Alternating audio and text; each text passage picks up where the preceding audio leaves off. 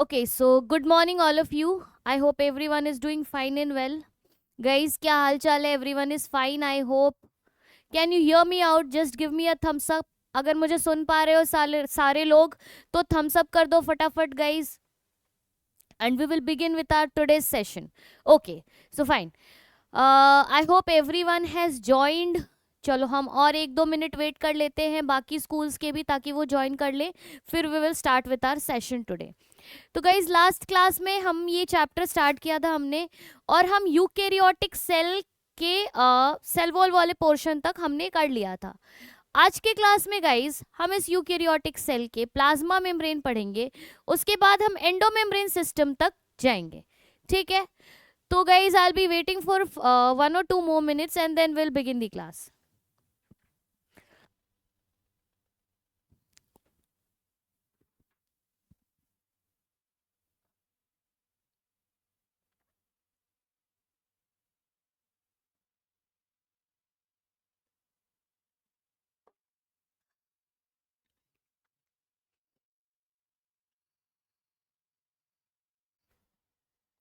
Fine.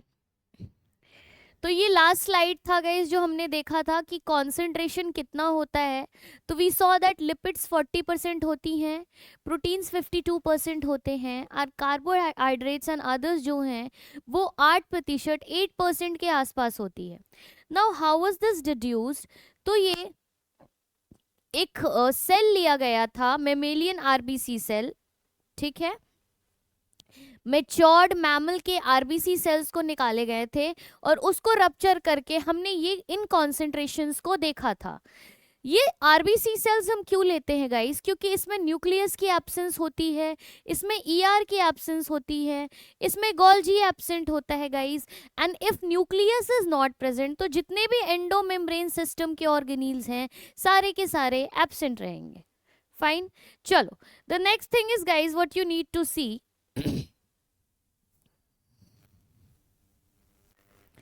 हम पढ़ने वाले हैं, आज का जो हमारा टॉपिक है गाइज वो है सेल मेम्ब्रेन. ठीक है, तो सेल मेम्ब्रेन को बताने के लिए सबसे पहले तो जैसे हमने बोला कि ये कॉम्पोजिशंस हमने देखी थी. जो यूकेरियोट्स का सेल मेम्ब्रेन होता है, इनकी कॉम्पोजिशन की बात करें तो हम कहते हैं ये लिपिड बाइलेयर के बने हुए होते हैं. कैसे होते हैं ये? ये लिपिड बाइलेयर के बने हुए होते हैं. Now what is lipid bilayer? तो जो हमारा ये सेल है ये लिपिड का बना हुआ होता है, और अगर हम सिंगल लेयर की बात करेंगे, this is a single layer, और चूंकि ये 2 लेयर्स की बनी हुई होती हैं गाइस, तो हम इसको कहते हैं लिपिड बाइलेयर. अब गाइस ये जो लिपिड का बाइलेयर है इसमें आप 2 तरह के कंपोनेंट्स हमको देखने को मिलते हैं. ये जो है ये हेड है, और गाइज ये जो है ये टेल है. क्या है?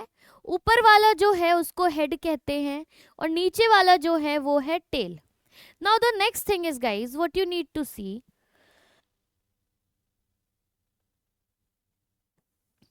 कि ये जो टेल है, ये जो टेल है गाइज ये अंदर की तरफ है. तो हम कहते हैं कि जो टेल हैं वो हाइड्रोफोबिक होते हैं, क्योंकि इनको पानी से डर लगता है, इसीलिए ये अंदर की तरफ फोल्डेड होते हैं. ठीक है, और ये जो हेड हैं चूंकि इनके पास फॉस्फेट ग्रुप प्रेजेंट होता है गाइस, तो ये वाटर के साथ एक्ट कर सकते हैं, इसीलिए हम कहते हैं कि ये हाइड्रोफिलिक हैं बाय नेचर. बाय नेचर कैसे हैं? ये हाइड्रोफिलिक है. ठीक, अब नेक्स्ट देखो, ये जो हाइड्रोफोबिक है गाइस इसको हम कहते हैं दिस इज लिपिड लविंग.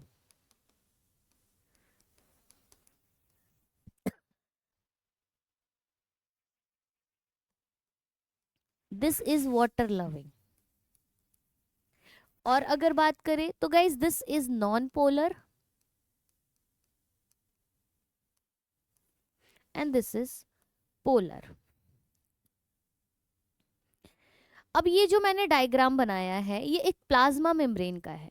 इस प्लाज्मा मेम्ब्रेन में आपको वेरियस कंपोनेंट्स देखने को मिलेंगे गाइस। जैसे कि अगर मैं बात करूं तो ये जो है हमने बोला ये फॉस्फोलिपिड की बनी हुई बाइलेयर है। ये पूरी लिपिड की है और इसका जो हेड है इसके ऊपर फॉस्फेट प्रेजेंट है, इसलिए हम कह रहे हैं फॉस्फोलिपिड का बना हुआ bilayer. Now guys these are the proteins, ये अंदर की तरफ हैं जो ये प्रोटीन्स हैं, और ये इस साइड है और उस साइड भी प्रोटीन्स प्रेजेंट है। अब समझना गाइस, ये वाला जो लेयर है गाइस, ये इसकी अगर मैं बात करूं तो ये साइटोप्लाज्म वाला लेयर है। इसको हम बोलेंगे कि ये साइटोप्लाज्मिक लेयर है, ये साइटोप्लाज्म है। और ये बाहर की तरफ है, ये जो लेयर है ये इसको बोलेंगे कि दैट इज एक्सोप्लाज्मिक लेयर, क्योंकि ये बाहर की तरफ है। ठीक। Now the next thing you need to know कि जो साइटोप्लाज्मिक लेयर होगा इसमें इस तरह के प्रोटीन्स आपको देखने को मिलेंगे, और एक्सोप्लाज्मिक में भी प्रोटीन मिलेंगे देखने को। चूंकि ये प्रोटीन्स इस मेम्ब्रेन के अंदर ना घुस के साइटोप्लाज्म के अंदर है गाइस, और ये किनारे में है, इसीलिए हम इनको कहेंगे एक्सट्रिंसिक प्रोटीन, या फिर हम इसको कहेंगे पेरिफेरल प्रोटीन। अब नेक्स्ट अगर आप देखो ये प्रोटीन्स चूंकि ये बाहर की तरफ हैं, इनको भी हम कहेंगे एक्सट्रिंसिक प्रोटीन, क्योंकि ये बाहर की तरफ है। ठीक है, लेकिन ये जो मैंने व्हाइट कलर का बनाया है गाइस, ये देखो प्लाज्मा मेम्ब्रेन के अंदर ये प्रोटीन है, तो इनको हम बोलेंगे इंट्रिंसिक प्रोटीन। क्या बोलेंगे गाइस? इनको हम बोलेंगे इंट्रिंसिक प्रोटीन। ठीक। Now see guys, this intrinsic protein ये दो टाइप के हैं। एक या तो ये प्लाज्मा मेम्ब्रेन में फुल्ली एम्बेडेड है, पूरी तरह से है, या फिर ये प्लाज्मा मेम्ब्रेन में पार्शियली आधा एम्बेडेड है। तो हम कहेंगे कि इंट्रिंसिक प्रोटीन या फिर इंटीग्रल प्रोटीन। ठीक है, इसको हम और एक नाम से जान सकते हैं, क्या बोलेंगे? Integral protein. तो इंट्रिंसिक प्रोटीन या फिर integral protein are embedded fully और partially inside the plasma membrane. Clear है गाइस? बता दो फटाफट, tell me if it is clear to all of you, yes और नो?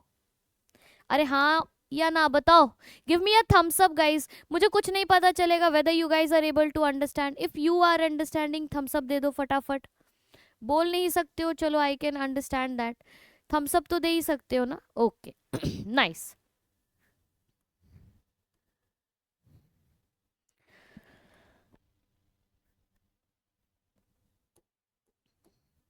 चलिए अब नेक्स्ट गाइज हम देखेंगे, ये क्लियर हुआ? सबसे पहले बता दो, हमने प्रोटीन देखा, प्रोटीन दो तरह के देखे, एक एक्सटर्नल प्रोटीन है ना, जो मेम्ब्रेन के बाहर है, और एक मेम्ब्रेन के अंदर है जिसको हम इंटरनल या फिर इंटीग्रल प्रोटीन कहते हैं।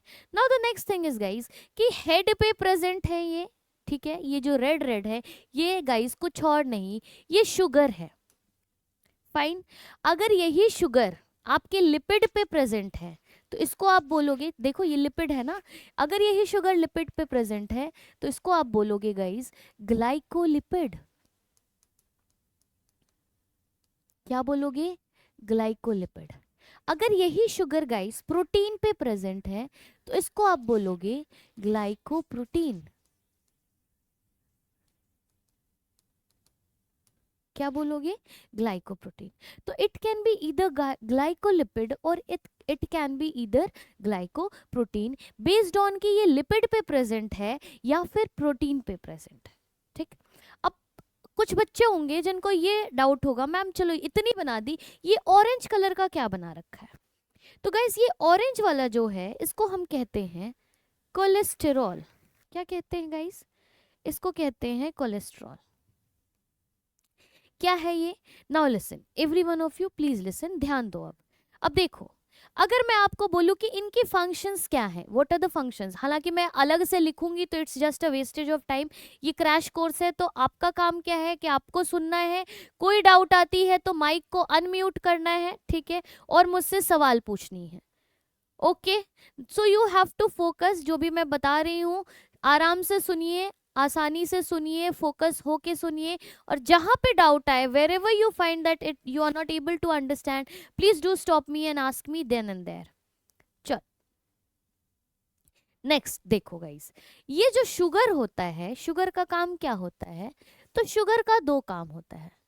ये जो शुगर होता है, जैसे अगर आप लोग जाओगे ब्लड टेस्ट कराने, तो क्या करते हैं basically, during blood test blood is pinched out of your finger and is taken on the petri plates, और फिर उसको देखते हैं कि उसमें कौन सा एंटीजन प्रेजेंट है, whether it is antigen A, whether it is antigen B, है ना। हम देखते हैं कि कौन सी एंटीजन प्रेजेंट है उसमें। ना ये एंटीजन कैसे पता चलता है? तो हम कहते हैं कि तुम्हारा ब्लड ग्रुप ए है, मगर मतलब इसके तुम्हारे पास एक स्पेसिफिक शुगर प्रेजेंट है। अब वही शुगर दिखता है तो हम कहते हैं कि तुम्हारा ब्लड ग्रुप ए है। अगर कोई और शुगर दिखेगा तो हम कहेंगे कि तुम्हारा ब्लड ग्रुप बी है या फिर तुम्हारा ब्लड ग्रुप ओ है, based on the specific antigen. तो ये इस शुगर का दो काम है। पहला काम है कि ये रिकॉग्निशन में मदद करता है। रिकॉग्निशन मतलब कोई भी मॉलिक्यूल को, किसी भी एंटीजन को, किसी भी पैथोजन को पहचानने में मदद करता है गाइस, ठीक है। और दूसरा इसका गाइस काम है रिकॉग्निशन के बाद, ये मेम्ब्रेन की एसिमेट्री को मेंटेन करता है। इट मेंटेन्स दी मेम्ब्रेन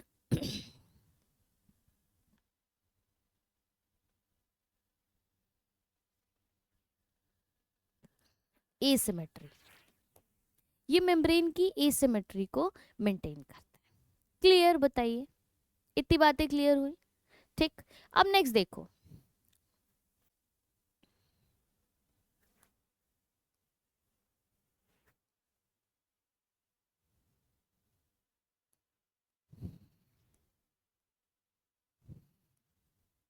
ये देख लिया हमने। अभी इसमें हमें और हमने शुगर का देख लिया, अब हमें और दूसरी क्या देखनी है गाइज? दूसरा हमें देखना है कि ये जो ऑरेंज कलर का मैंने बना रखा है, जिसको मैंने बोला कोलेस्ट्रॉल, इसका क्या काम होता है? तो एज वी नो गाइस कि ये जो मेम्ब्रेन है लिपिड का बना होगा, तो एक स्पेसिफिक फ्लूइडिटी मेंटेन करेगा, है ना। एक बहाव जिसको कहते हो कि फ्लो मेंटेन करेगा। अब ये जो बहाव है, फ्लूइडिटी ज्यादा ना हो जाए, इसके लिए इसके बीच में क्या प्रेजेंट है? क्या प्रेजेंट है इसके बीच में गाइस? कोलेस्ट्रॉल। कभी आपने सुना होगा ना कि किसी को हार्ट अटैक आती है, तो होता क्या है, क्योंकि उसकी जो हार्ट है वो ब्लॉक हो जाती है, और आर्टरीज जो भी हम देखते हैं कि जो ब्लड फ्लो है वो प्रॉपर नहीं हो पाता है, तो कहीं ना कहीं जो फ्लो है उसको रेजिस्ट कर रहा है, रोक रहा है। कौन? कोलेस्ट्रॉल। तो सेम अगर मैं बात करूं कि मेम्ब्रेन को ज्यादा फ्लूइड भी नहीं होने देता है और ज्यादा रिजिड भी नहीं होने देता है, तो हम कह सकते हैं कि कोलेस्ट्रॉल रेगुलेट्स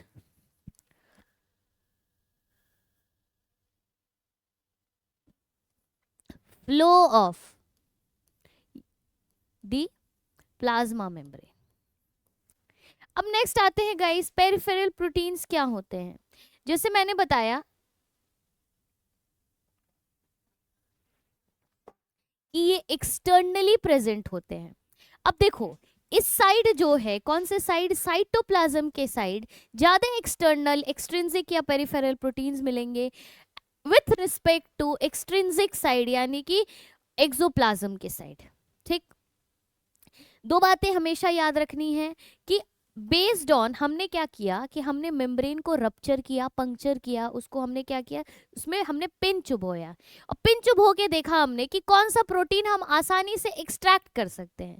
तो देखा गया कि based on ease of extraction, कि आसानी से हम ये एक्सटर्नल या एक्सट्रिंसिक प्रोटीन को क्या कर सकते हैं? एक्सट्रैक्ट कर सकते हैं। लेकिन यहीं पे अगर मैं इस इंट्रिंसिक प्रोटीन की बात करूं, तो इसको निकालने के लिए, इसको एक्सट्रैक्ट करने के लिए अपने को डिटर्जेंट डालना पड़ता है। बहुत डिटर्जेंट से इसकी ट्रीटमेंट करोगे guys, sodium disulphate, SDS solution कहते हैं उस डिटर्जेंट को। तो वैसे डिटर्जेंट से हम जब इसको वो करेंगे, तब जाके ऐसे जो ये वाले हैं, ये इंट्रिंसिक या इंटीग्रल प्रोटीन्स, तब जाके ये बाहर निकलेंगे, बाहर को निकलेंगे। क्लियर हुआ? बताइए हाँ या ना, फटाफट बता दो। तो ये हो गया आपका प्लाज्मा मेम्ब्रेन, इसकी स्ट्रक्चर हमने देख ली। अब गाइज इसकी बात करते हैं कि प्लाज्मा मेम्ब्रेन का एक बहुत ही प्रख्यात मॉडल है ना, प्रख्यात means that is very much known to all of us, उसको हम कहते हैं फ्लूइड मोज़ैक मॉडल।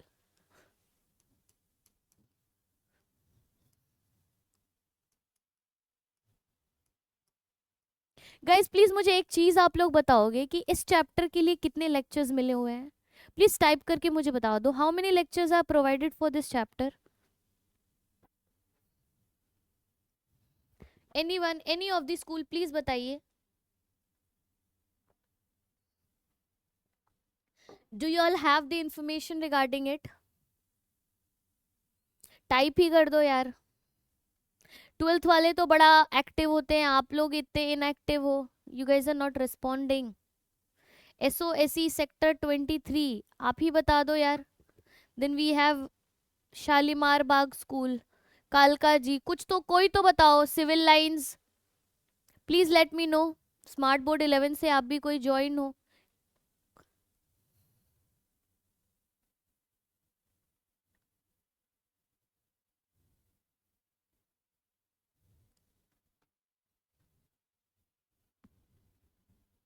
नहीं मिलेगा रिस्पॉन्स, खाली ये थम्स अप करेंगे। अब सुन भी नहीं रहे लग रहा है।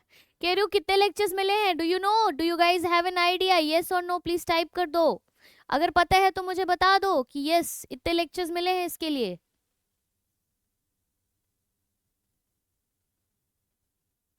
बोलो यार, ऐसे भी मैं खा नहीं जाऊंगी, बहुत दूर हूँ, ऑनलाइन पढ़ा रही हूँ, मैं तो जानती भी नहीं हूँ किस कोने में बैठे हुए हैं देश के।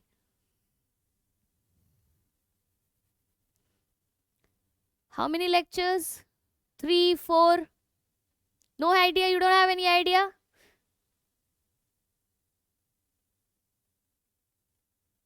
कहाँ कहाँ मैं आ गई है ना, गूंगे बहरों के बीच। Not responding also. ऐसे ही चलेगा क्या 1.5 महीने मुझे इसी तरह एक्शन एक्शन में, इशारों इशारों में बात करनी पड़ेंगी? I don't think. Mic unmute करने आता है गाइज? माइक अनम्यूट करके बोलो, please talk to me. I want you all to know, I want to hear you all. कोई बता दो। Civil lines, SOSE civil line, then you have sector 23। कोई तो बताओ, कोई तो बोलो। माइक अनम्यूट का ऑप्शन है, करके बताओ। वन साइडेड तो बिल्कुल नहीं होने वाला मेरे क्लास में, तो आऊंगी बोलूंगी। रेडियो FM थोड़ी है। बड़े खराब किस्म के बच्चे हो यार तुम लोग, एकदम नहीं रिस्पॉन्स दे रहे हो। हाँ ना भी नहीं बोल रहे हो, बताओ। यस, 2 लेक्चर्स नहीं हो पाएगा, आधा चैप्टर भी नहीं होगा। चलो बढ़िया है। Fluid mosaic model, next lecture में मैं करूंगी ऐसा कि I will bring a PPT और PPT से पढ़ा दूंगी, तो हो जाएगा। ऐसे तो नहीं हो पाएगा। देखो गाइस, इस मॉडल को जिसने दिया था उनका नाम था सिंगर एंड निकोलसन।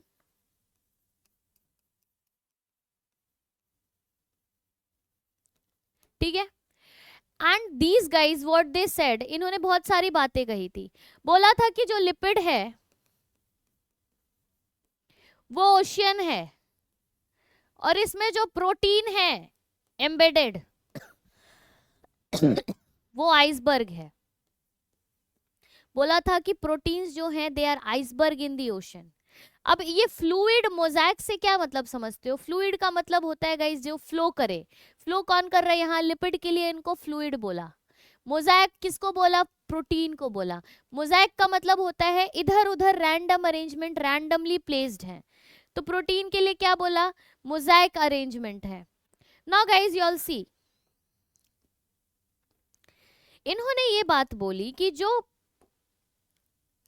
लिपिड होते हैं ये क्या करते हैं? They enhance the lateral movement of proteins.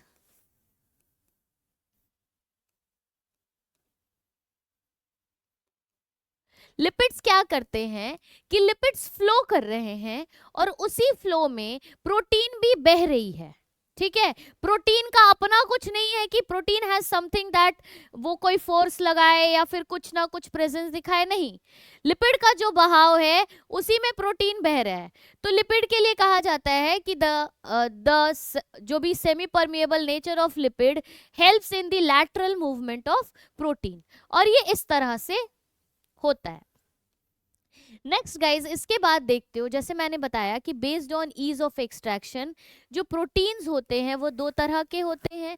Proteins कौन कौन से होते हैं? एक होते हैं एक्सट्रिंसिक प्रोटीन और एक होते हैं इंट्रिंसिक प्रोटीन। जो एक्सट्रिंसिक प्रोटीन होते हैं गाइस, वो आप बाहर की तरफ देख रहे हो, वो इजीली इनको निकाला जा सकता है, they can be easily extracted. और जो इंट्रिंसिक प्रोटीन होते हैं गाइस, इनको निकालने के लिए they are very tough to extract. इनको निकालना बहुत आसान नहीं है। इनको निकालने के लिए इनकी ट्रीटमेंट किससे करनी पड़ती है? इनकी ट्रीटमेंट आपको करनी पड़ेगी डिटर्जेंट से, ठीक है। सो दिस वाज ऑल, ये सारी बातें की गई थी किसके लिए गाइस? प्लाज्मा मेम्ब्रेन के लिए। अब इसके बाद एक नेक्स्ट टॉपिक आता है जिसमें आपको पढ़ना है movement transport across plasma membrane. Transport across plasma membrane. तो अगर मैं इसकी बात करूं तो प्लाज्मा मेम्ब्रेन में दो तरह के ट्रांसपोर्ट हमको देखने को मिलता है। एक है गाइस एक्टिव ट्रांसपोर्ट और एक है पैसिव ट्रांसपोर्ट, ठीक। दो तरह के ट्रांसपोर्ट हमको देखने को मिलता है। एक हम देखते हैं एक्टिव ट्रांसपोर्ट और दूसरा हम देखते हैं पैसिव ट्रांसपोर्ट। एक्टिव ट्रांसपोर्ट में गाइस एटीपी का यूज होता है, एटीपी कंज्यूम होता है, एटीपी लगता है। पैसिव ट्रांसपोर्ट विदाउट एटीपी चलता है। एक्टिव ट्रांसपोर्ट जो है गाइस, वो अगेंस्ट कॉन्सेंट्रेशन ग्रेडियंट मूव करता है। लेकिन जो पैसिव ट्रांसपोर्ट है, ये विथ कॉन्सेंट्रेशन ग्रेडियंट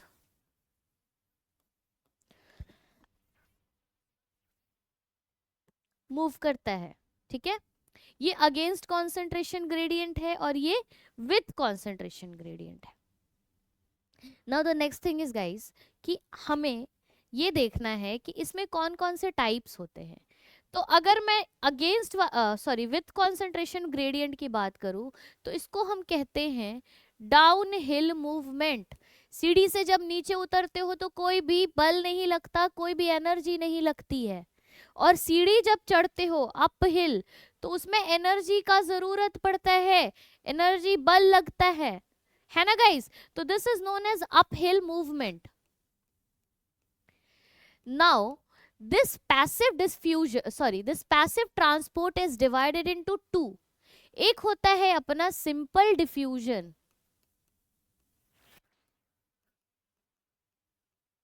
और दूसरा होता है गाइस फैसिलिटेटेड डिफ्यूजन।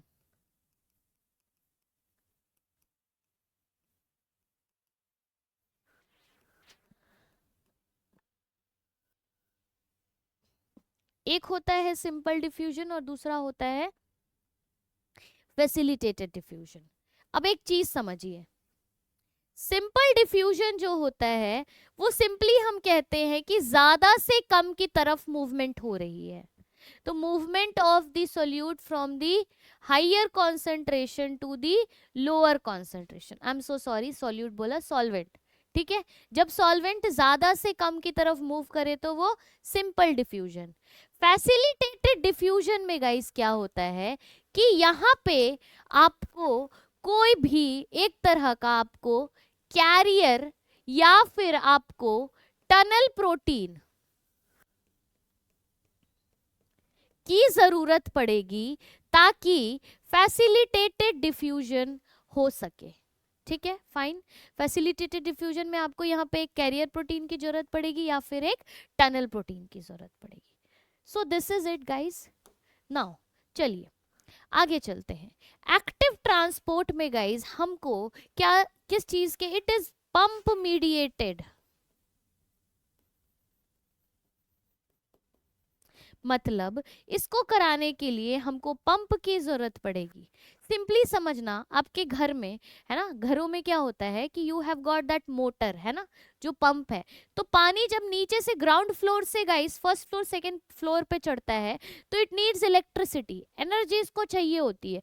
तो सेम जब कम से ज्यादा की ओर जाए, है ना, कम से ज्यादा मतलब यू विल से कि यहाँ पे लोअर से हायर कॉन्सेंट्रेशन में सॉल्वेंट मॉलिक्यूल्स की मूवमेंट होती है, इसीलिए यहाँ पे एटीपी की जरूरत पड़ती है।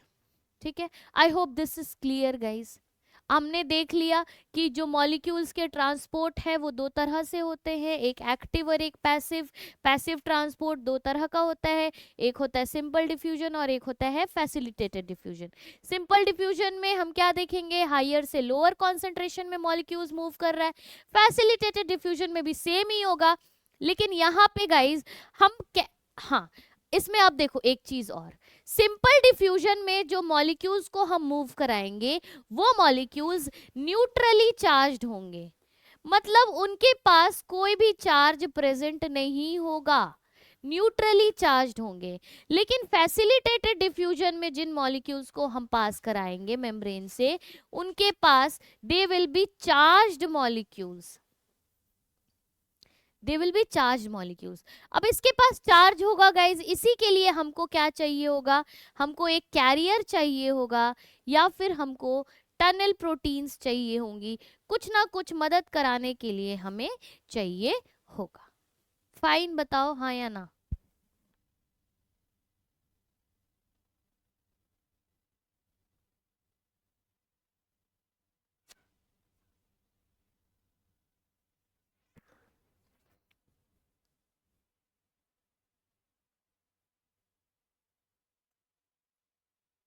गाइज थम्स अप दे दो अगर समझ गए तो।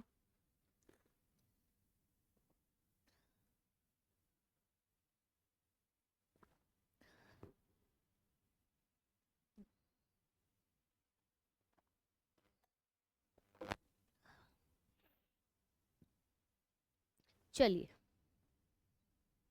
ये हो गया, ये हो गया आपका कहानी transport across plasma membrane.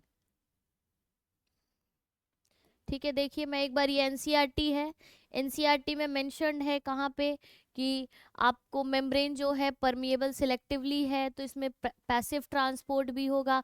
Passive transport में आप सिंपल डिफ्यूजन देखोगे गाइस, सिंपल डिफ्यूजन में osmosis is a type of simple diffusion. इसी में आप देखोगे फैसिलिटेटेड डिफ्यूजन। उसके बाद आप देखोगे एक्टिव ट्रांसपोर्ट में सोडियम पोटेशियम पंप देखोगे, सोडियम पोटेशियम पंप देखोगे। अब चलो नेक्स्ट हम बात करते हैं गाइज इसके बाद एंडोमेम्ब्रेन सिस्टम की। तो एंडोमेम्ब्रेन सिस्टम की जब हम बात करते हैं गाइज, तो एंडोमेम्ब्रेन सिस्टम में बेसिकली जो एंडोमेम्ब्रेन सिस्टम है,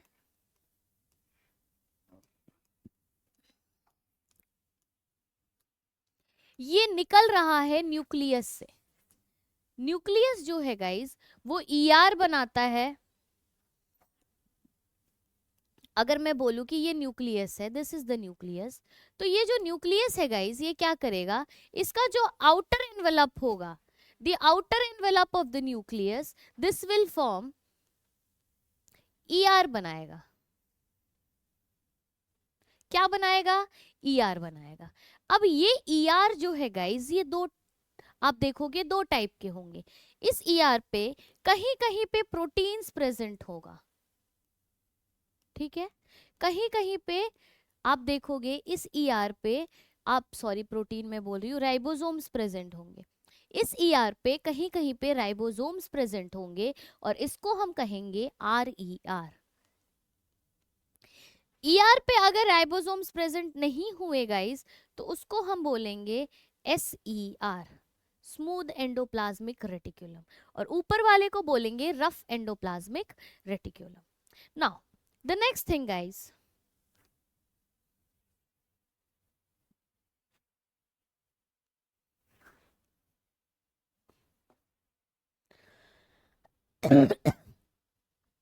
ईआर के बाद इसी ईआर से ठीक है, ये जो हमने देखा कि ये जो राइबोसोम्स है यहाँ पे RER प्रोटीन्स बनाएगा। अब ये जो प्रोटीन्स बने हैं ये बाहर निकल के फ्यूज करेंगे एक स्ट्रक्चर से जिसका नाम है गोल्जी अपैरेटस। तो ये ER जाएंगे कहाँ पे, गोल्जी के पास। अब गोल्जी जो है उसको कहा गया है कि गोल्जी का दो फेज है, एक जो प्रोटीन को एक्सेप्ट कर रहा है और इसको हम बोलेंगे गाइस सिस फेज, ठीक। दूसरा वो जो ये प्रोटीन जब यहां पहुंचेगी तो ये मैच्योर हो जाएगी, तो इसको हम बोलेंगे guys trans phase.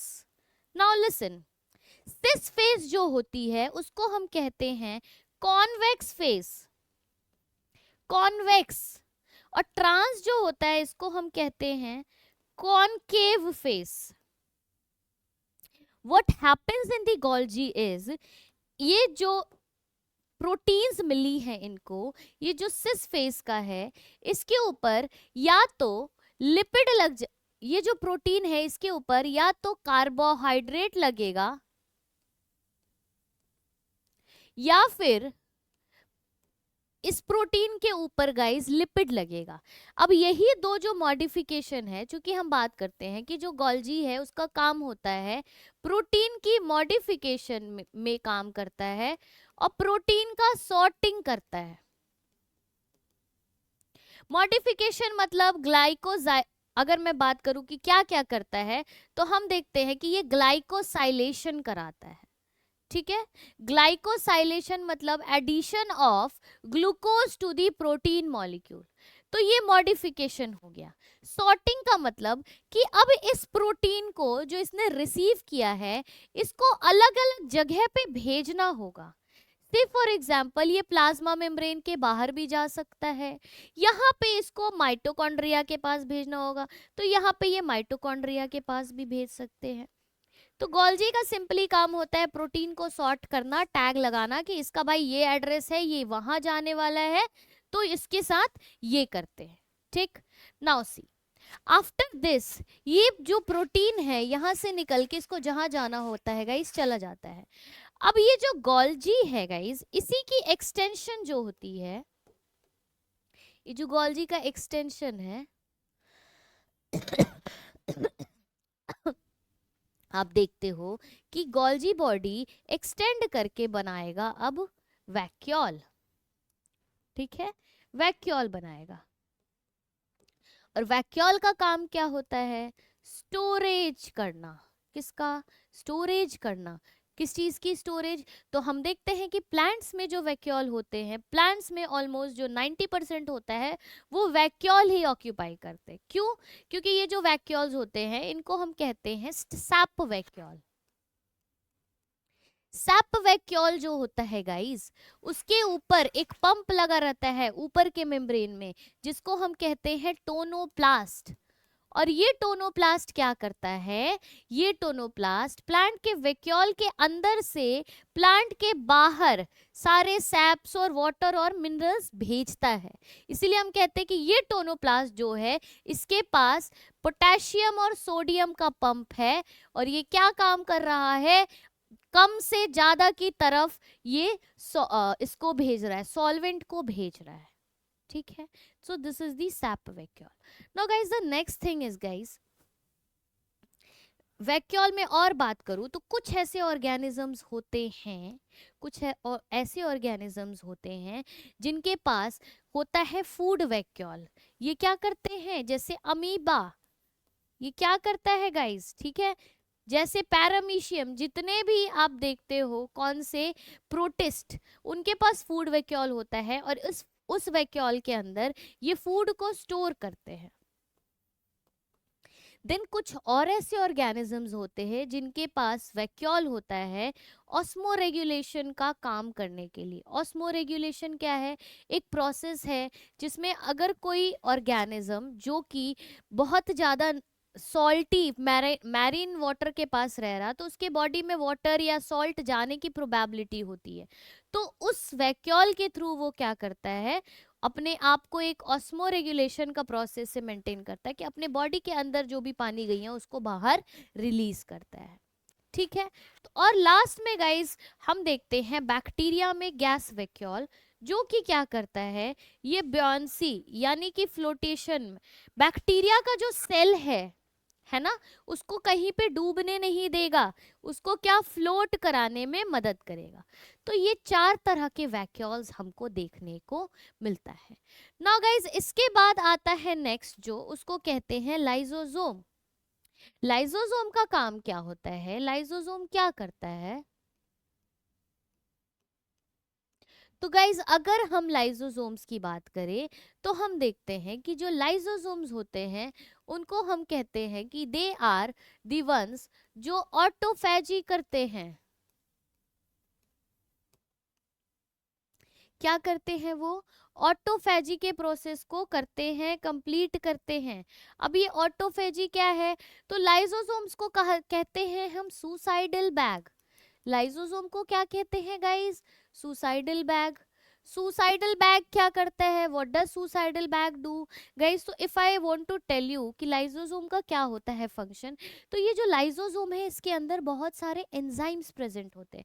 There are an number of enzymes present in the lysosomes. Now these enzymes are of various kind, जैसे लाइपेजेस हो सकते हैं, प्रोटीएजेस हो सकते हैं, लेकिन सबसे ज्यादा इनके अंदर कोई एंजाइम है तो वो है हाइड्रोलेज एंजाइम।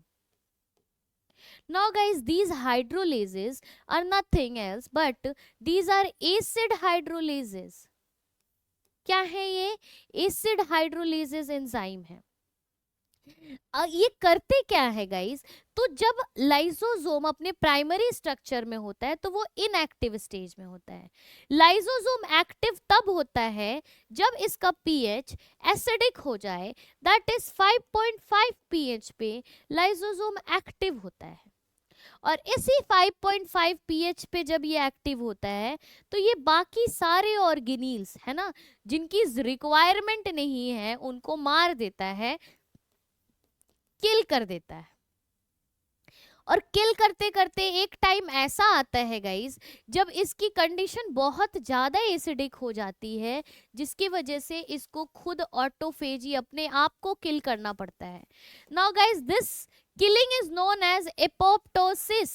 खुद के मारने को कहते हैं एपोप्टोसिस, मतलब it is programmed cell death. ये ऑलरेडी क्या कर रहा है, ये ऑलरेडी प्रोग्रामिंग कर ले रहा है कि अब इस सेल को मारना है, और मारते मारते कंडीशन इतनी एसिडिक हो जाएगी कि ये ऑटोफैजी कर लेगा, ऑटोफैजी के कंडीशंस को मेंटेन कर लेगा। I hope it is clear to all. Guys बताएं, please tell me no it is clear. Tell me guys, is it clear to all? Please give me a thumbs up. I'm not going to continue like this. You guys are not listening at all yaar.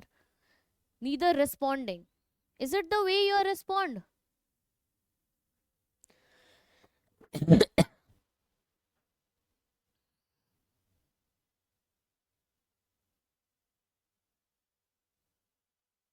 नहीं, नहीं बोलना है, कुछ भी नहीं बोलना है। ढीठ बच्चे हो यार तुम लोग एकदम से। चलो कोई दिक्कत नहीं है, ऐसे ही पढ़ाऊंगी। लाइसोसोम के बाद गाइस जो हमें नेक्स्ट पढ़ना है वो है माइटोकॉन्ड्रिया। देखो हमने वैक्यूल्स पढ़ लिया, हमने लाइसोसोम पढ़ लिया, हमने गोल्जी पढ़ लिया, हमने ईआर पढ़ लिया। अब हम आते हैं माइटोकॉन्ड्रिया पे। माइटोकॉन्ड्रिया क्या है? अब तुम सब माइटोकॉन्ड्रिया के बारे में एक ही चीज बोलोगे, powerhouse of the cell, है ना, यही तो जानते ही हो जीवन में। माइटोकॉन्ड्रिया वो ऑर्गेनील है, पहली बात तो दो ऑर्गेनील्स होते हैं, एक होता है माइटोकॉन्ड्रिया, एक होता है क्लोरोप्लास्ट। अब इन दो ऑर्गेनील्स को गाइज हम कहते हैं these are the semi autonomous organelle. Semi autonomous organelle है ये। सेमी ऑटोनॉमस का मतलब क्या होता है गाइस? तो सेमी ऑटोनॉमस का मतलब ये होता है कि ये जो हैं कि ये सारा फंक्शन खुद से करते हैं एक्सेप्ट फॉर ये किसी एक चीज के लिए किसी और पे डिपेंडेंट है। ऑटोनॉमस मतलब सब कुछ खुद से, सेमी मतलब आधा, partial dependence on self.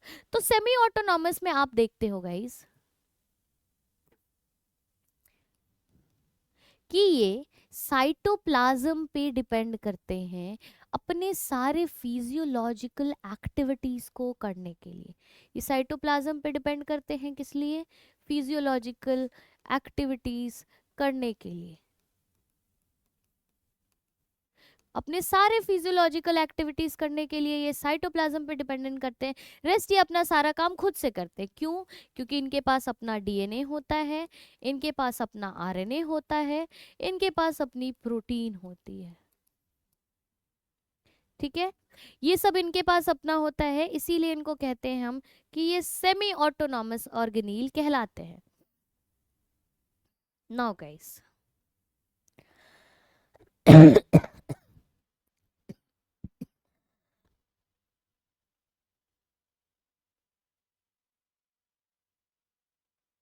I am so sorry, मुझे 1 मिनट का ब्रेक दे दो।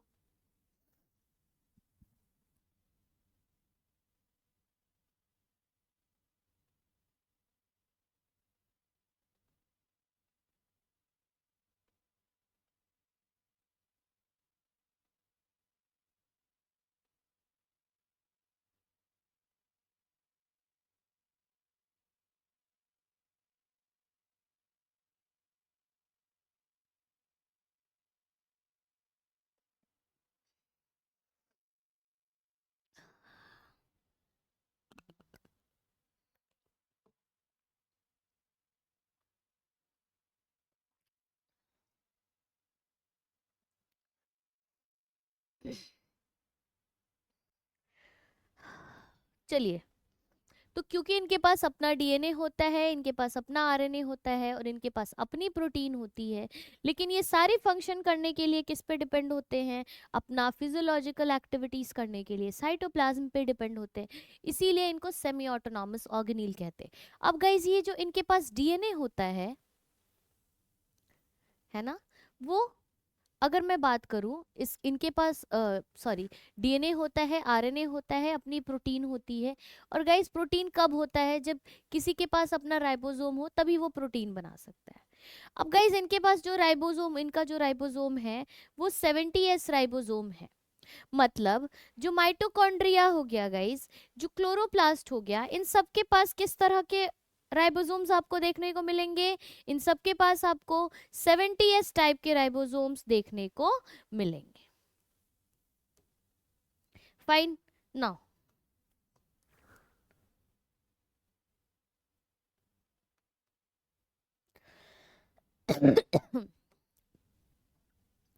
माइटोकॉन्ड्रिया जो है वो बहुत छोटा है स्ट्रक्चर में देखने, मतलब वो माइक्रोस्कोप के अंदर इजीली विजिबल नहीं था, इसलिए उसको देखने के लिए एक डाई यूज किया गया था गाइस।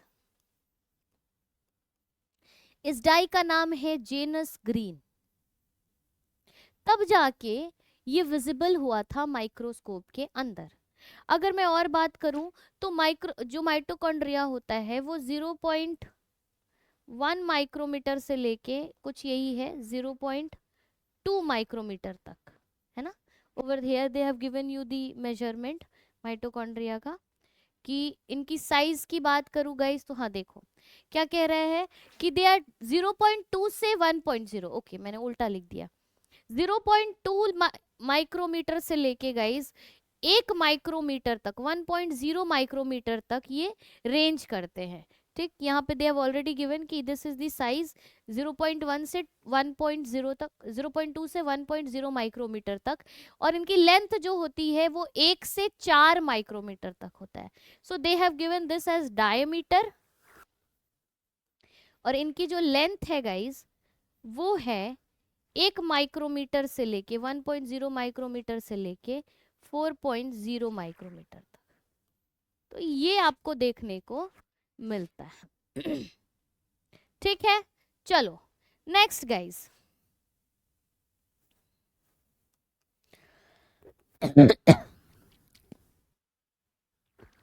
ये माइटोकॉन्ड्रिया के बारे में वो कहते हैं कि ये या तो सॉसेज शेप्ड होता है या फिर सिलिंड्रिकल स्ट्रक्चर होती है इनकी। सॉसेज शेप्ड होता है या सिलिंड्रिकल होता है। अब सिलिंड्रिकल तो तुम्हें पता है गाइस, सिलिंड्रिकल किसको कहेंगे, स्ट्रक्चर को सिलिंड्रिकल कहेंगे। सॉसेज क्या होता है, जैसे अगर तुम लोगों ने मतलब देखा होगा किसी ने कि ये इस तरह का स्ट्रक्चर जिसको कि इसको क्या कहते हैं, हॉट डॉग वाला जो स्ट्रक्चर होता है, ठीक है, that structure is known as sausage shaped. अब उसको जब आधा से नाइफ से काटते हो ना, तो जो ये स्ट्रक्चर ऐसे दिखता है ना, ऐसे ये वाला, इसको हम कहते हैं सॉसेज शेप्ड स्ट्रक्चर। नेक्स्ट बात करें गाइस माइटोकॉन्ड्रिया के बारे में, और तो माइटोकॉन्ड्रिया का अगर मुझे डायग्राम बना के तुम्हें दिखाना पड़ा तो this is the diagram I am making. ये एक माइटोकॉन्ड्रिया का डायग्राम है।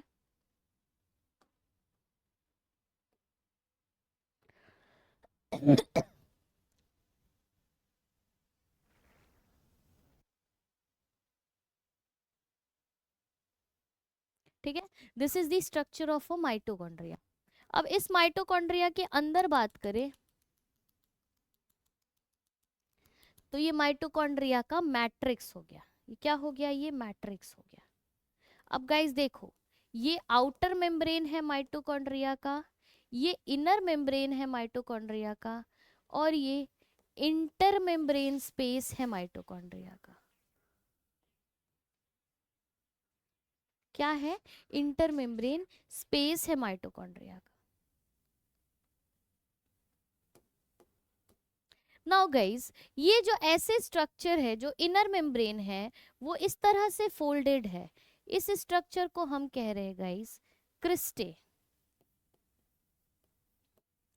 क्या कह रहे हैं हम इस स्ट्रक्चर को, इस स्ट्रक्चर को हम कहते हैं क्रिस्टे। अब ध्यान देना, ये जो क्रिस्टे है गाइस, इसके ऊपर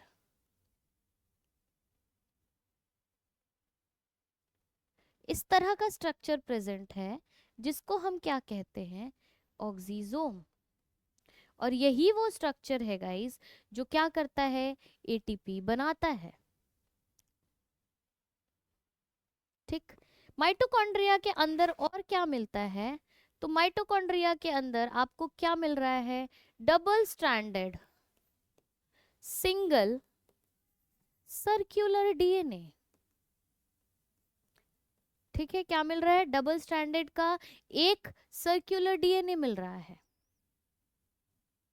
नेक्स्ट व्हाट, नेक्स्ट और देखो क्या मिल रहा है भाई माइटोकॉन्ड्रिया के अंदर, ये जो इंटर मेम्ब्रेन स्पेस है, यानी ये जो बीच वाला स्पेस है गाइस, यहाँ पे आपको H+ आयंस मिल रहे हैं। क्या मिल रहा है यहाँ पे, H+ आयंस मिल रहे हैं।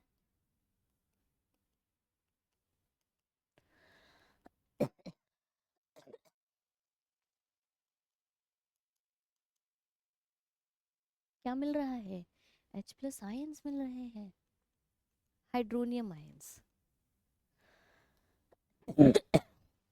होता क्या है गाइस, यही जो स्ट्रक्चर है, जो बाहर का मेम्ब्रेन होता है, जो आउटर मेम्ब्रेन होता है, उसमें छोटे छोटे पोर्स होते हैं इस तरह से। ये इससे क्या होता है कि जो सब्सटेंसेस हैं वो अंदर से बाहर और बाहर से अंदर आने में मदद करते हैं। अब अगर आप लोग पूछोगे कि इसके नंबर के बारे में, तो इसका नंबर वैरी कर सकता है डिफरेंट ऑर्गेनिजम्स में डिफरेंटली। जैसे ह्यूमंस में है ना, ह्यूमन में हमारे पर सेल 1 माइटोकॉन्ड्रिया होता है। वैसे अगर मैं बर्ड्स की बात करूं गाइस, तो पर सेल 1500 से लेके 2000 माइटोकॉन्ड्रिया पर सेल होता है हर बर्ड में, जिसके वजह से ही ये बहुत ज्यादा हाई ऊपर तक उड़ान भर सकते हैं। अब एक छोटा बच्चा जब होता है गाइस, ठीक है, 4-5 साल तक देखोगे वो हाइपर एक्टिव होता है, पूरा दौड़ता रहता है, उसको थोड़ी भी वो नहीं लगती है, थोड़ा भी उसको थकान नहीं होता है, कुछ नहीं भी खाए तब भी दौड़ता रहेगा, खेलता रहेगा। लेकिन क्या हम दौड़ पाएंगे, अभी हम नहीं दौड़ सकते। क्यों भाई, जैसे जैसे जैसे जैसे एज होता है माइटोकॉन्ड्रिया कम होने लगता है, ठीक है, आपके सेल में उसका नंबर घटने लगता है। नाउ इसी वजह से हम क्या कहते हैं कि जो माइटोकॉन्ड्रिया का आउटर मेम्ब्रेन है, जो आउटर मेम्ब्रेन है उसमें लिपिड की कंटेंट ज्यादा है गाइस और प्रोटीन की कंटेंट कम है। लेकिन इनर मेम्ब्रेन में आप देखते हो, इनर मेम्ब्रेन में प्रोटीन का मात्रा ज्यादा है और लिपिड का मात्रा कम है। और जिसमें मात्रा प्रोटीन का ज्यादा होगा उसमें एक्टिव, वो ज्यादा एक्टिव होगा, उसकी एक्टिवनेस ज्यादा होगी। क्लियर? बताओ हाँ या ना गाइस। थम्स अप दे दो फटाफट, give me a thumbs up, आगे बढ़ूंगी फिर। लग रहा तुम लोग नहीं बोलोगे। चलो, अब ये ऑक्सीजोम किस तरह से एटीपी बनाता है? तो ये ऑक्सीजोम जो है ये इनर मेम्ब्रेन ऑफ माइटोकॉन्ड्रिया में प्रेजेंट है। ये माइटोकॉन्ड्रिया के इनर मेम्ब्रेन में प्रेजेंट है गाइस। ऑक्सीजोम कहाँ प्रेजेंट है? माइटोकॉन्ड्रिया के इनर मेम्ब्रेन में ऑक्सीजोम प्रेजेंट है।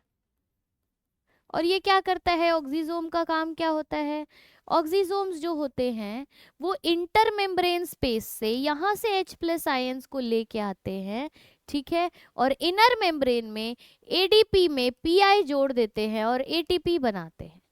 तो ये क्या करते हैं? इनर मेम्ब्रेन के ऑक्सीजोम्स जो होते हैं वो एडीपी में पीआई जोड़ के एटीपी बना देते हैं। क्या करते हैं? एटीपी बना देते हैं। क्लियर? अब देखिए नेक्स्ट हम आगे बढ़ते हैं गाइस। ये जो क्रिस्टा है, ये जो क्रिस्टे है, ये इनर मेम्ब्रेन का इनफोल्डिंग है। इस तरह से क्रिस्टे क्या करता है? ये सरफेस एरिया को बढ़ाता है। अगर मैं पूछूं आपसे कि माइटोकॉन्ड्रिया का काम क्या होता है गाइस, तो माइटोकॉन्ड्रिया जो है वो रेस्पिरेशन कराता है इनसाइड द सेल।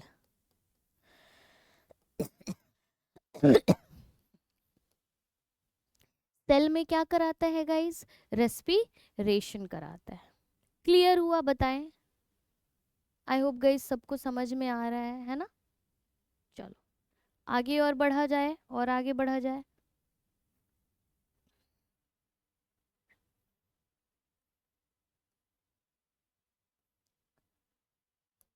देखिए यहाँ पे एक डायग्राम दिया हुआ है और ये डायग्राम गाइस नीट में 2 बार पूछा गया है। नीट के पेपर में ये डायग्राम 2 बार पूछा गया है। इसमें लेबलिंग पूछ लेते हैं कि ABCD में से बताइए माइटोकॉन्ड्रिया का मैट्रिक्स कौन सा है, और आपको बताना पड़ेगा कि मैट्रिक्स A है या B है या C है, या फिर मैच ऑफ द कॉलम देंगे, ABCD लिख देंगे और बताना होगा आपको कि कौन मैट्रिक्स है, कौन आउटर मेम्ब्रेन है, कौन इनर मेम्ब्रेन है और कौन इंटर मेम्ब्रेन है। तो ये डायग्राम थोड़ा सा आप लोग ध्यान दे लीजिएगा और थोड़ा सा देख लीजिएगा, ठीक है। Now guys moving to the next one, if we talk, इसके बाद हमें क्या पढ़ना है? तो गाइस इसके बाद हमें जो पढ़ना है वो है प्लास्टिड। आते हैं हम अब प्लास्टिड पे।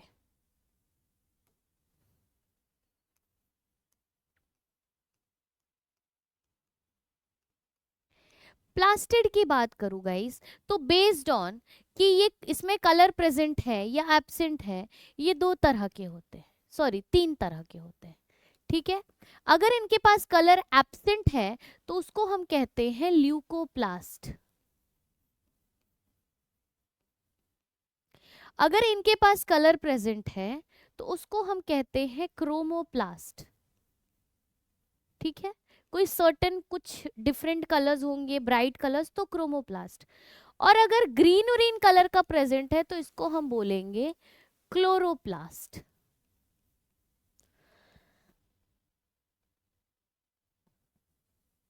क्या बोलेंगे इसको? क्लोरोप्लास्ट। ल्यूकोप्लास्ट कैसा होता है गाइस? ल्यूकोप्लास्ट जो है वो कलरलेस सब्सटेंस है।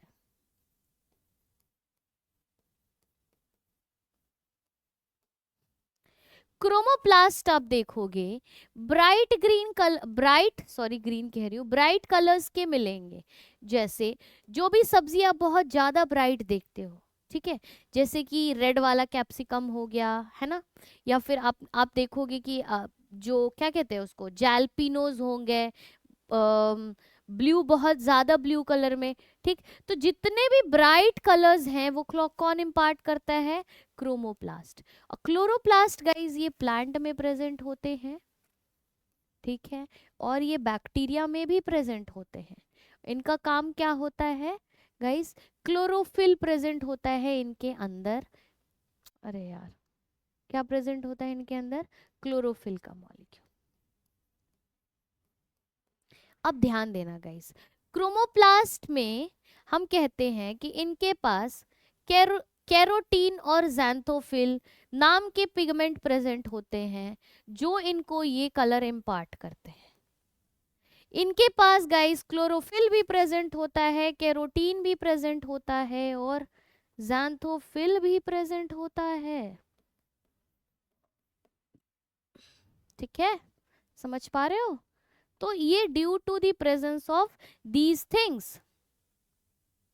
चलिए, हमें जो पढ़ना है गाइस वो ये है क्लोरोप्लास्ट। ठीक, क्लोरोप्लास्ट की बात करें गाइस, तो क्लोरोप्लास्ट एक डबल मेम्ब्रेन स्ट्रक्चर होता है। कितने मेम्ब्रेन का बना हुआ स्ट्रक्चर? डबल मेम्ब्रेन का बना हुआ स्ट्रक्चर। और गाइस हम क्या देखते हैं, अगर मैं इसका डायग्राम बनाऊं क्लोरोप्लास्ट मॉलिक्यूल या प्लास्टिड में क्लोरोप्लास्ट की, तो इस तरह से क्लोरोप्लास्ट मॉलिक्यूल होता है। सी,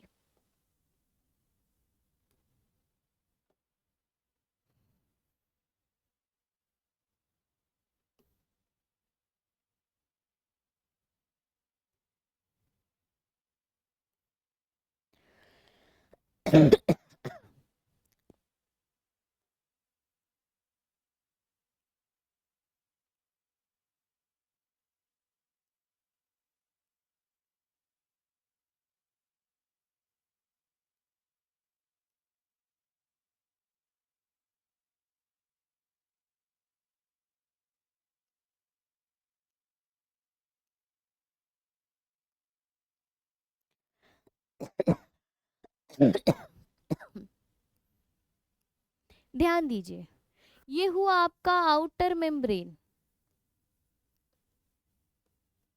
ये आपका हुआ इनर मेम्ब्रेन।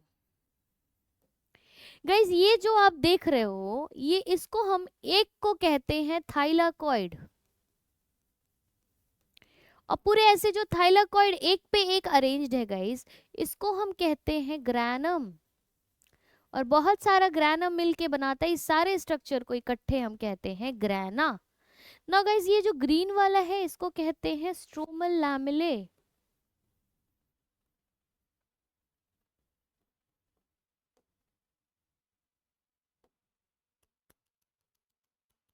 इसको हम क्या कह रहे हैं? इसको हम कह रहे हैं स्ट्रोमा। इसको हम क्या कह रहे हैं? स्ट्रोमा। ठीक है,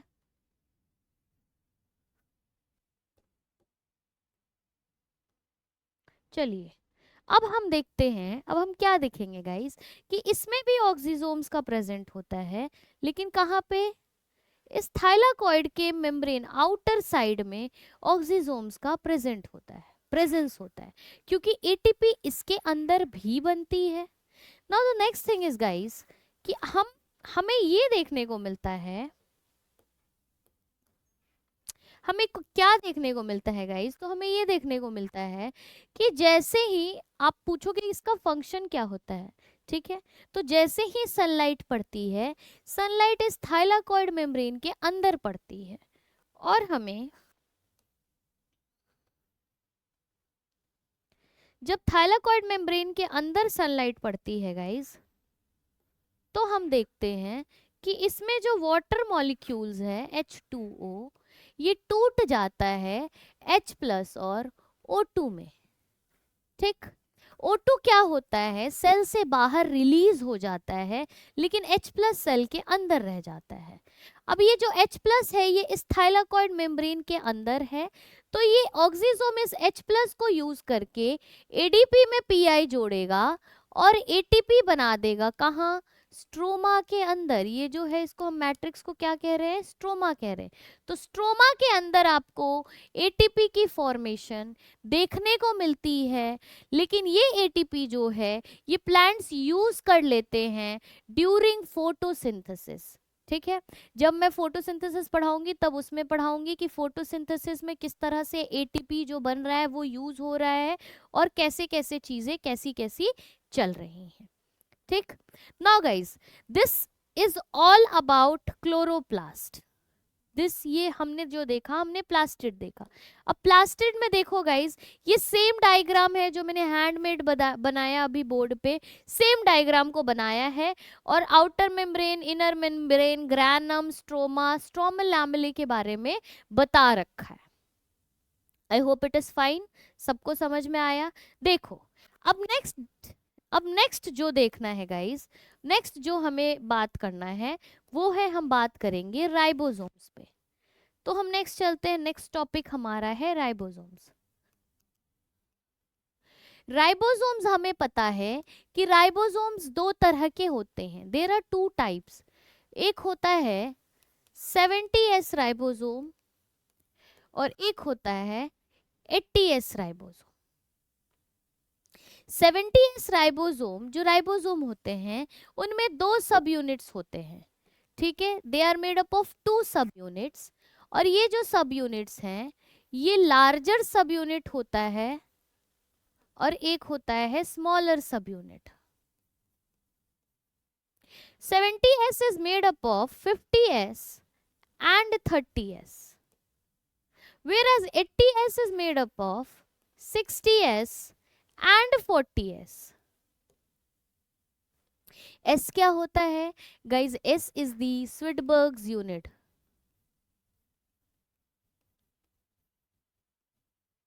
या फिर सेडिमेंटेशन कोएफिशिएंट, ठीक है, एस क्या है? सेडिमेंटेशन कोएफिशिएंट या फिर सिडबर्ग्स यूनिट। अब हम आगे देखेंगे, जैसे मैंने आपको बताया है 70S is present in chloroplast, mitochondria,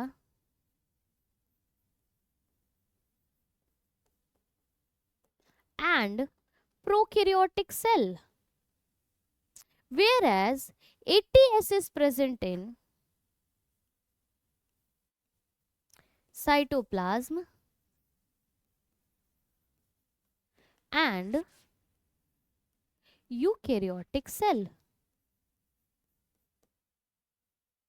ठीक है, तो ये सारी चीजें हो गई।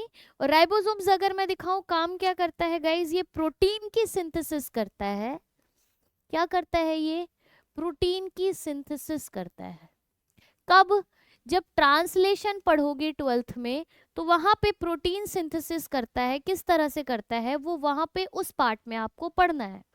अगर स्टिल मैं इसको दिखाऊं ना कि राइबोसोम्स किस तरह से काम कर रहे हैं, तो आप इस तरह से देखोगे, ये इसके लार्जर सब यूनिट हो गए गाइस और ये इसका स्मॉलर सब यूनिट हुआ। दिस इज द लार्जर सब unit and this is the smaller सब यूनिट। और ये क्या है? ये mRNA से अटैच्ड होते हैं, mRNA से। अब ये इसका जो काम है, किस तरह से काम कर रहा है, काम तो प्रोटीन बनाने का है लेकिन किस तरह से काम कर रहा है ये आपको कहाँ पढ़ना है गाइज? ये आपको पढ़ना है 12th स्टैंडर्ड में। क्लियर हुआ? बताइए, टेल मी, हाँ या ना बताओ।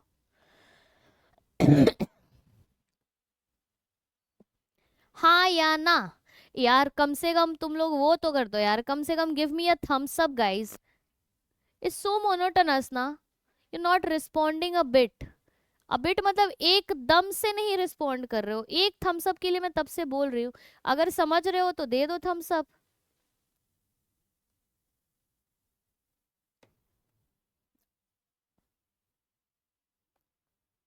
ओके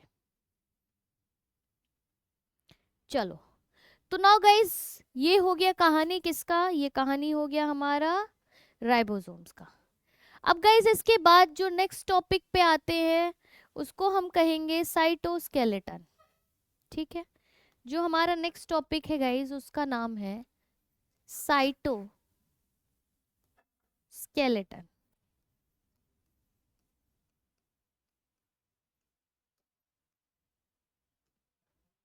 चलिए, साइटो का मतलब होता है सेल, स्केलेटन का मतलब होता है द वन दैट गिव्स और provides a framework to the cell. ठीक है, तो सेल को जो ढांचा प्रोवाइड कर रहा है, जो फ्रेमवर्क प्रोवाइड कर रहा है गाइस, उसको हम साइटोस्केलेटन कह रहे हैं।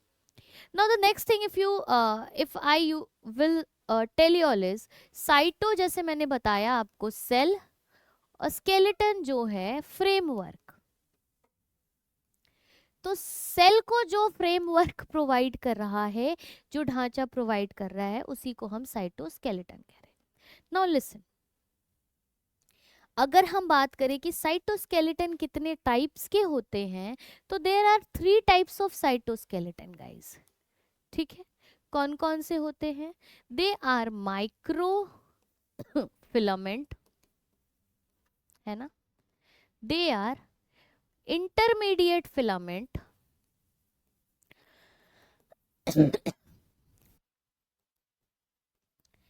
And they are microtubule. अब देखो, माइक्रोफिलामेंट में आप एक्टिन, मायोसिन ये सब पढ़ते हो गाइस। ठीक, ओके ना। तो बेसिकली अगर मैं इसकी और इसकी बात करूं, तो ये सेल में मूवमेंट में हेल्प करता है। जब मैं यहाँ पे हमें इस अपने एनसीईआरटी किताब में माइक्रोटिब्यूल के बारे में पता करना है, पढ़ना है। माइक्रोटिब्यूल में भी 2 तरह के माइक्रोटिब्यूल्स, पहला हो गया guys cilia and flagella, and दूसरा हो गया हमारा सेंट्रोजोम्स एंड सेंट्रियोल्स। दूसरा हमारा क्या हो गया? Centrosomes and centrioles. ठीक है, तो आई hope it is understood guys, ये समझ पा रहे हो आप लोग? चलो नेक्स्ट टॉपिक पे चलते हैं। जो हमें पढ़ना है वो है सीलिया एंड फ्लैजेला। अब गाइज अगर मैं बात करूं सीलिया एंड फ्लैजेला की, तो पहले ये दोनों है क्या, एंड इन दोनों के बीच डिफरेंसेस क्या है गाइज? तो अगर मैं सीलिया एंड फ्लैजेला की बात करूं, तो सीलिया एंड फ्लैजेला वो स्ट्रक्चर है जो मूवमेंट में हेल्प करते हैं, जो मूवमेंट कराते हैं किसी सेल के अंदर। ठीक, उसको हम सीलिया एंड फ्लैजेला कहते हैं। अब ये जो फ्लैजेला है गाइस, ये प्रोकैरियोट्स में भी प्रेजेंट होता है और ये यूकैरियोटिक सेल में भी प्रेजेंट होता है, बोथ प्रोकैरियोट एंड यूकैरियोट। लेकिन जो सीलिया होता है वो सिर्फ और सिर्फ यूकैरियोटिक सेल में प्रेजेंट होता है। सिर्फ और सिर्फ कहाँ प्रेजेंट होता है गाइस? यूकैरियोटिक सेल में।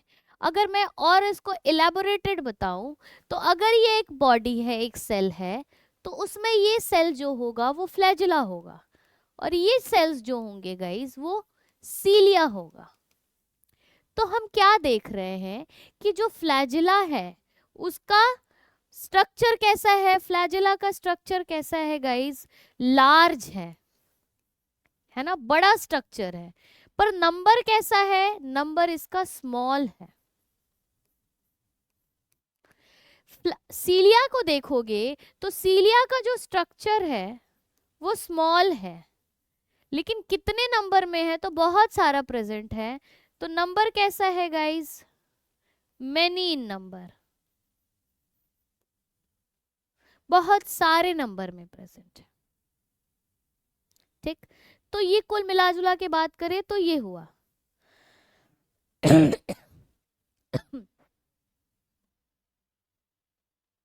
गाइस सुनो, बेसिकली बोला ये गया है कि इस स्ट्रक्चर को माइक्रोस्कोप के अंदर देखा गया था। ठीक, और माइक्रोस्कोप के अंदर जब देखा गया तो ये स्ट्रक्चर कुछ इस तरह हमें देखने को मिला। किस तरह?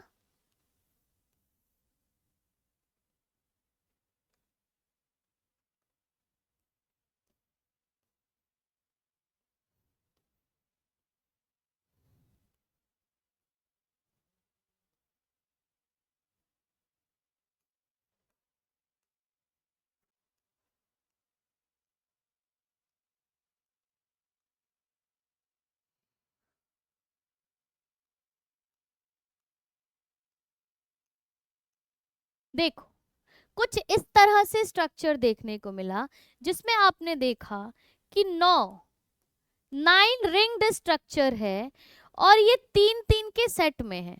तो ये कितना है गाइस? 9 है। 9 रेडियल स्पोक्स आपको देखने को मिले। कितने? 1 2 3 4 5 6 7 8 9।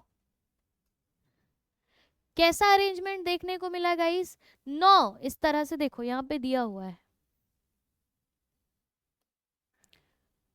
Okay okay okay, I am so sorry, ये डबल स्ट्रक्चर है।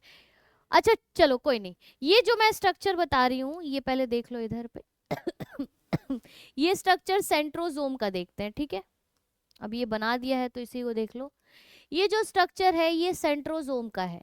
पहले मैं बता दूं सेंट्रोजोम क्या है, सीलिया बाद में देख लेंगे। चलो इस पे आएंगे, सीलिया बताते हैं पहले, आपके लिए आसान हो जाएगा। जो सीलिया फ्लैजिला है गाइस, उसमें भी आपको 9 रिंग स्ट्रक्चर देखेंगे, लेकिन हर रिंग कैसा है? 1 2 3 4 डबल रिंग स्ट्रक्चर है। 5 6 7 8 9। तो आपको डबल रिंग का 9 स्ट्रक्चर दिखेगा। अब इसी को आप बोलोगे देयर आर 9 पेरिफेरल डबलेट्स, क्योंकि 2 2 प्रेजेंट है ना सीलिया फ्लैजिला में।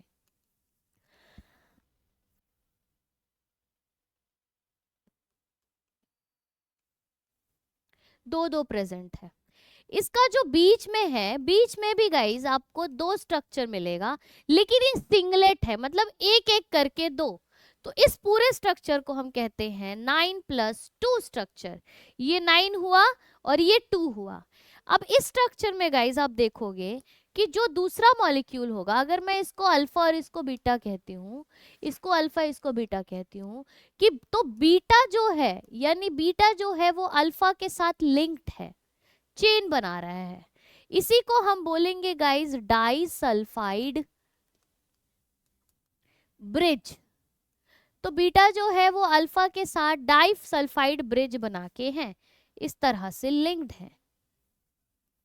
हम कहते हैं कि 9 रेडियल स्पोक्स है। 9 क्या है?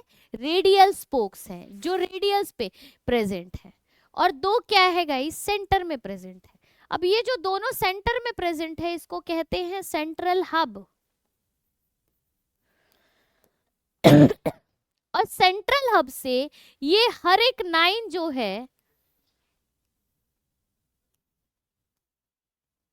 ये इस तरह से कनेक्टेड है गाइस, ठीक है? This 9 are connected with the central hubs. तो हम कहते हैं इंटरलिंकेजेस भी हैं एक दूसरे के बीच, और सेंट्रल हब से भी इनका कनेक्शन है। ये कैसा दिख रहा है? ये पहिए की तरह दिख रहा है, बुलक कार्ट जो होती है उसके पहिए की तरह दिख रहा है बिल्कुल। ये इसी अरेंजमेंट को कहते हैं 9+2 अरेंजमेंट। अब गाइज अगर मैं इसके बाद बात करूं तो हम आते हैं इस अरेंजमेंट में जिसको हम कहते हैं सेंट्रोजोम। सेंट्रोजोम क्या होता है? तो 2 सेल को जो काइनेटोकोर के बीच को पकड़ के खींचता है, centrosome is the one that helps in cell division.